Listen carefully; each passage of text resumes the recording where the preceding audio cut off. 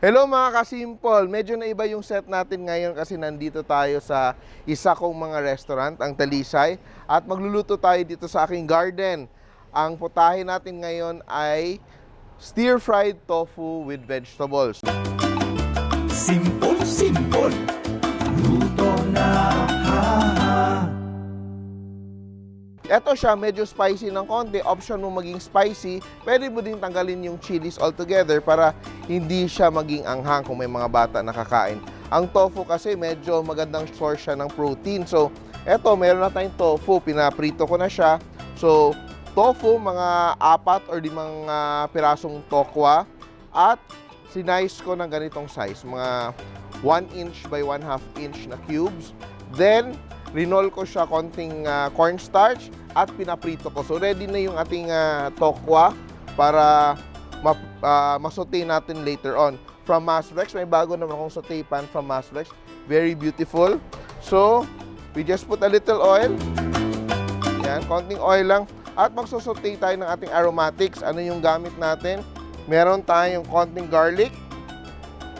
Remember, yung garlic mo, pag start mo, not too hot ang pan or else magbo-burn siya agad, no? Kasi very easily ma-burn, then magkakaroon kayo ng bitter flavor. So once a little bit toasty na yung ating garlic, add natin yung celery, red bell peppers, white onions,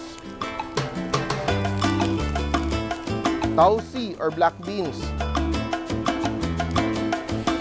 at konting siling pangsigang na chinap natin. So, eto medyo marami to, so kalahati lang ilalagay ko. So, yan. Just a tablespoon or a little bit more.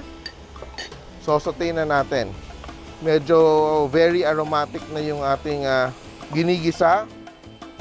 Gagawin natin yung ating sauce. Meron ako ditong konting water na may cornstarch. So, ito yung slurry. Pag tinasabi nilang slurry, tubig lang yun at cornstarch na tinunaw. So, para maging thick yung ating sauce. So, titimpla natin siya ng konting oyster sauce. So, meron tayong 2 tablespoons of oyster sauce. Yan. Kung medyo gusto mo ng konting tamis, lalagay mo ng konting sugar. May marami nagtatanong sa akin sa Facebook at sa YouTube, bakit mahilig daw ako magpitik ng konting sugar para magkaroon ng konting balance yung ating flavors, no? Especially your cooking vegetables, mas nag-enhance yung flavor ng vegetables with a little bit of sweetness. Inaangat niya yung flavor ng vegetables. So, stir lang natin siya. Ito, weird dito sa lahat ng tao, maraming tao, nalalagyan natin ng konting banana ketchup yung ating mixture. 1 tablespoon na banana ketchup. So, bakit may banana ketchup? Ito, pangpaganda ng kulay, no?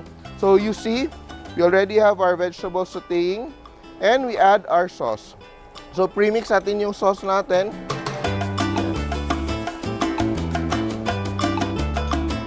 So, yung gusto kong gawin usually, pag may mga sauces ako, ay inimimix ko na siya sa isang bowl na separate mangkok para medyo kontrolado ko yung lasa. Kasi sometimes, pag dinidiretso natin yung luto natin sa ating pan, nagtitimpla tayo, nagbubuhos tayo ng oyster sauce, ng hot sauce, or toyo, especially from the bottle. Sometimes, napapadami siya at nagkakamali yung timpla natin. But if you pour it in a bowl, medyo kontrolado mo talaga siya. Here, so, very thick na yung sauce natin. Tingnan mo, with a little banana ketchup, nagkakaroon siya ng konting reddish color. So, sobrang pretty siya tingnan.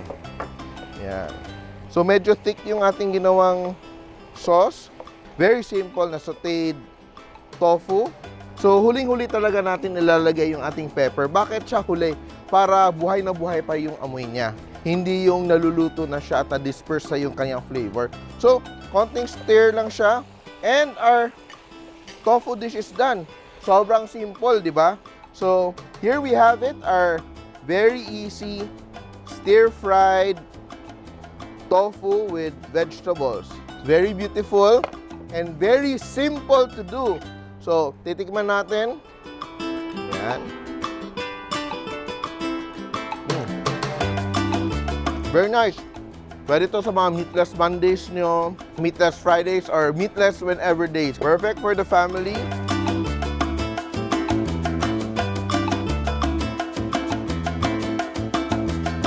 Stir-fried tofu with vegetables. Simple!